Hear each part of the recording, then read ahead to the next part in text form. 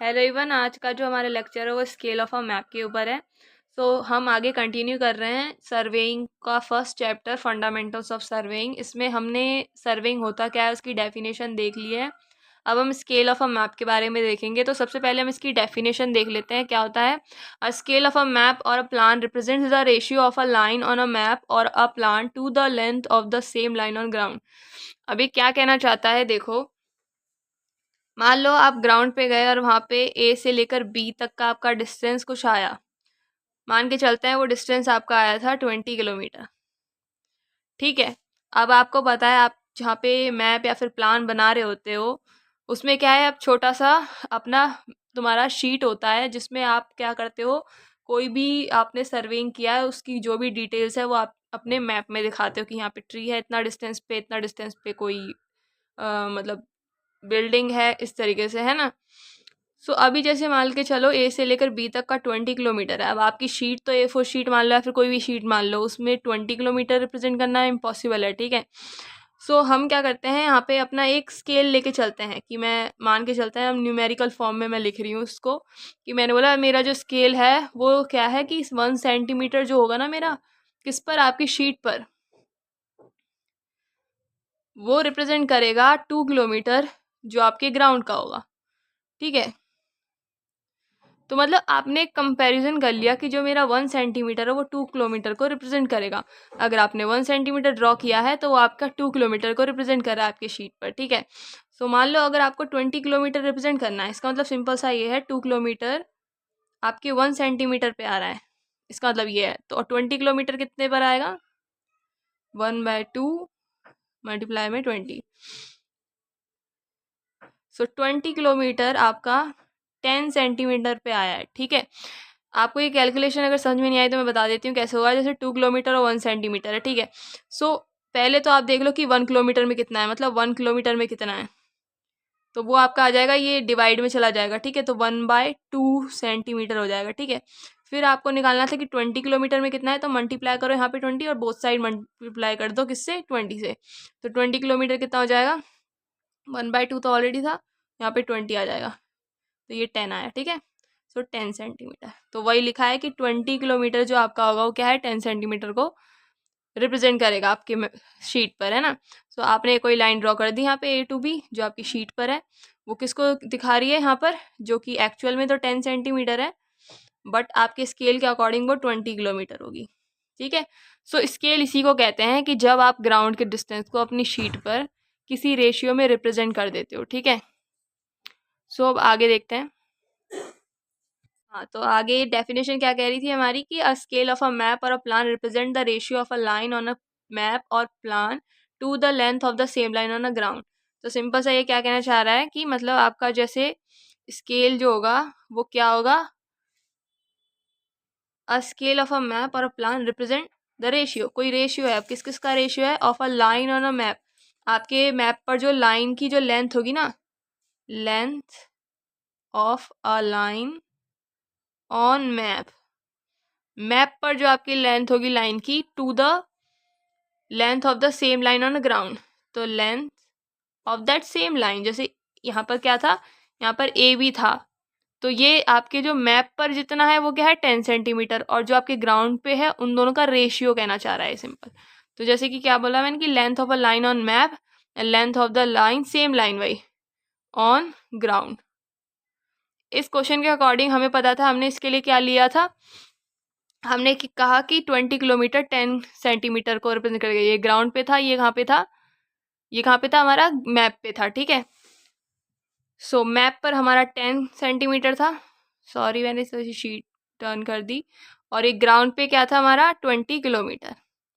अब जो स्केल होता है ना वो हमें सेम यूनिट का होना चाहिए। अब सेंटीमीटर 1 किलोमीटर है, तो हम क्या चेंज करते हैं, ये जो किलोमीटर है उसी को सेंटीमीटर में बनाते हैं। तो जैसे 10 सेंटीमीटर तो यहाँ पे था, अभी 20 को किलोमीटर में कितने सेंटीमीटर होते हैं, पहले आएगा मीटर।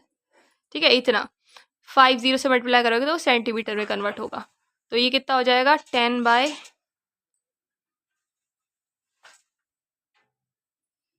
zeros। ठीक है। तो एक कट जाएगा तो ये स्केल एक्चुअली क्या आ जाएगा, 5 zeros। ठीक है।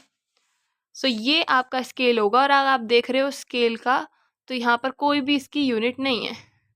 तो ये जो फॉर्म है इसको कुछ और कहते हैं, और इस तरीके से अगर आप स्केल दिखा रहे हो या मतलब इस तरीके से, तो ये कुछ और फॉर्म है।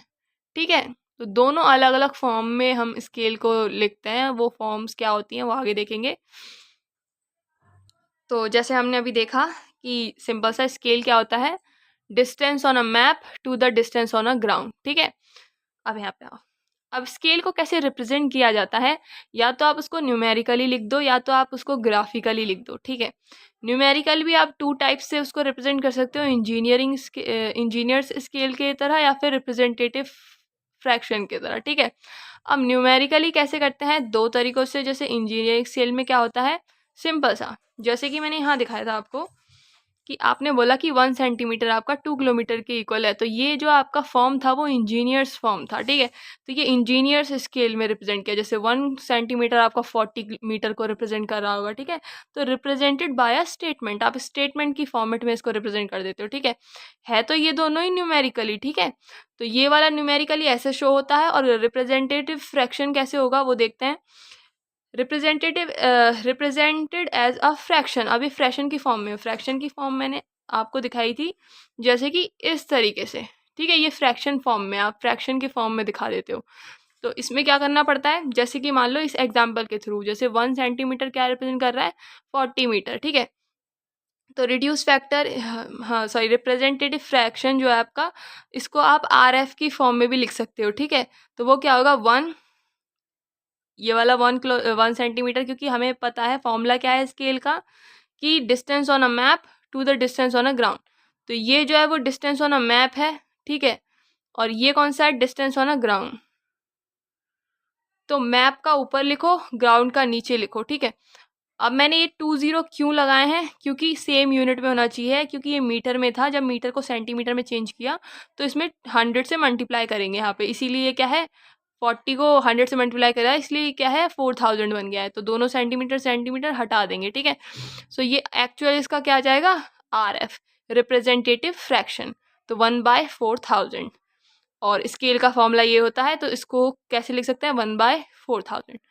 सो दोनों तरीके क्या हैं, न्यूमेरिकल हैं। ठीक है, या तो आप ऐसे स्टेटमेंट में लिख दो कि मेरा ये इतना इसकी इक्वल रिप्रेजेंट कर रहा है, या फिर आप ऐसे रिप्रेजेंटेटिव फ्रैक्शन के फॉर्म में दे दो कि 1/4000, लाइक इस तरीके से। ठीक है, और रिप्रेजेंटेटिव जो फ्रैक्शन है उसकी कोई भी यूनिट नहीं होती है, क्योंकि दोनों क्या है, सेम यूनिट होती है, कैंसिल हो जाती हैं। ठीक है, नेक्स्ट देखते हैं।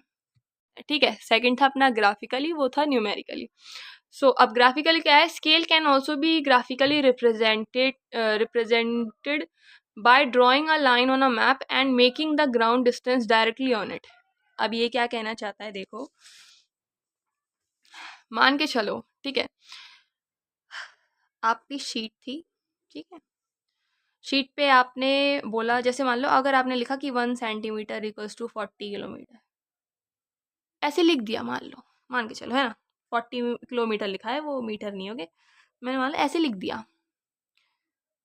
पर तुम्हें पता है जैसे कि ओल्ड मैप होता है, हमारे पास बहुत सारे मैप होते हैं। ठीक है, तो वो क्या होता है, टाइम के साथ क्या है, पेज, हमें पता है हमारा जो पेपर होता है वो क्या है, श्रिंक करने लग जाता है, वो सुकड़ जाता है। उसकी अगर एक्चुअल साइज ऐसी थी तो बाद में इनके कुछ टाइम बाद वो कुछ इतनी हो जाए, ऐसे करके मतलब श्रिंक होता है, हमें नहीं पता वो कितना होगा उसका फैक्टर, लेकिन कुछ हद तक वो क्या है, कम छोटा हो जाता है पेपर।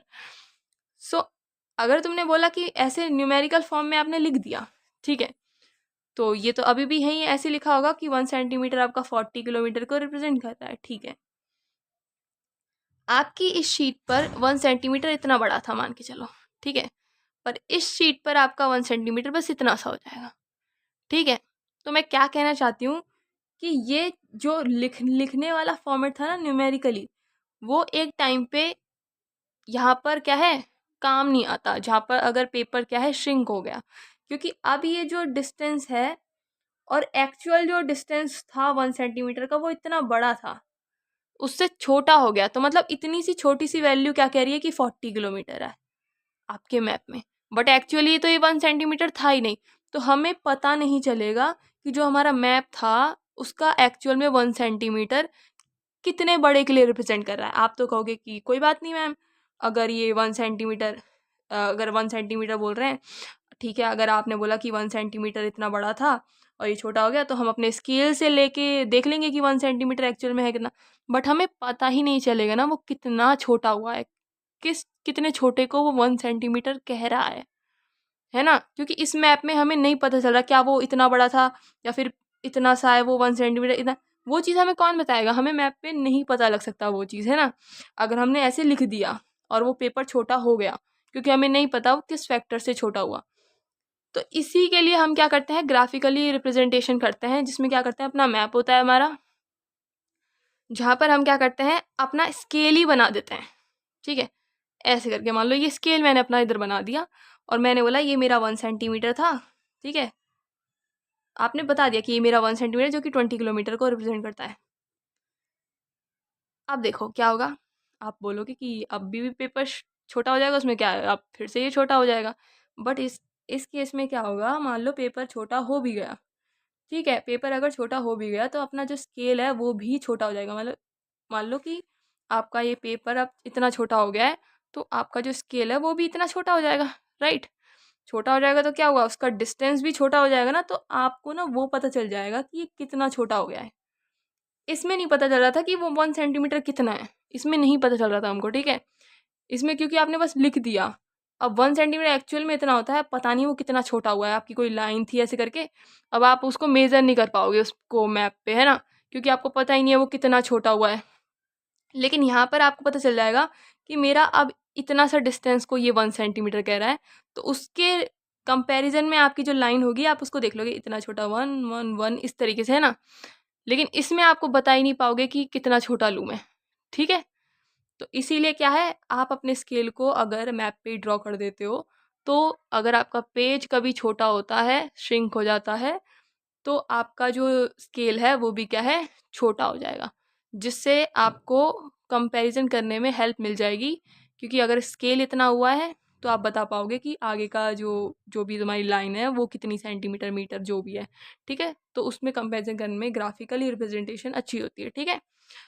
सो ये है क्या है, scale can also be graphically represented by drawing a line on a map and making the ground distance directly on it. अब कैसे, जैसे मान लो आपका एक स्केल है ऐसा, जिसमें आपने स्केल बनाया, ये 1 सेंटीमीटर है, ठीक है, 1 सेंटीमीटर है ये मान लो, ठीक है, जिसमें क्या है, फिर बाद में आपने ये क्या लिखा है, ये आपने एक्चुअल डिस्टेंस के लिए लिखा है कि मेरा मीटर्स में है, कि इतना जो है वो 10 मीटर है, ये 20 है, ये 30 है, 40 है, 50 मीटर है, ठीक है? तो अगर आप देख रहे हो कि आपका 1 सेंटीमीटर 5 किलोमीटर को रिप्रेजेंट कर रहा है, 5 सॉरी मीटर को, है ना?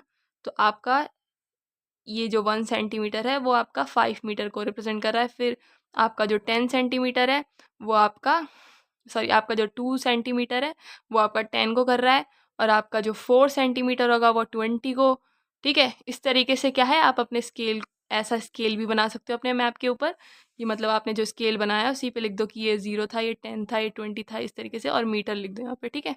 तो ये आप बता सकते हो ऐसे। और दूसरा एक इस तरीके से भी बनता है ब्लैक एंड वाइट में, ठीक है, जिसमें आप 10 0 मतलब 10 इधर साइड का डिस्टेंस, ठीक है, 0 10 20 30 40 50 एंड ये भी मीटर, इस तरीके से भी आप रिप्रेजेंट कर सकते हो अपने स्केल को, ठीक है? अब क्या कह रहा है, the graphical scale have the advantage over the numerical scale, जो मैंने आपको बताया, that the distance on the maps can be determined by actual scaling even when the map has shrunk, ठीक है? In the case of shrinking of map, the graphical scale also change with the map and therefore the ratio is unaffected. तो मतलब कि अगर आपका map भी छोटा होता है, श्रिंक हो जाता है, तो आपका स्केल भी क्या है, श्रिंक कर जाएगा, ठीक है? इसीलिए ये क्या है, एडवांटेज है इसका ग्राफिकल रिप्रेजेंटेशन का। सो ये सारा स्केल के ऊपर था। नेक्स्ट हम नए टॉपिक के साथ मिलते हैं। Thank you.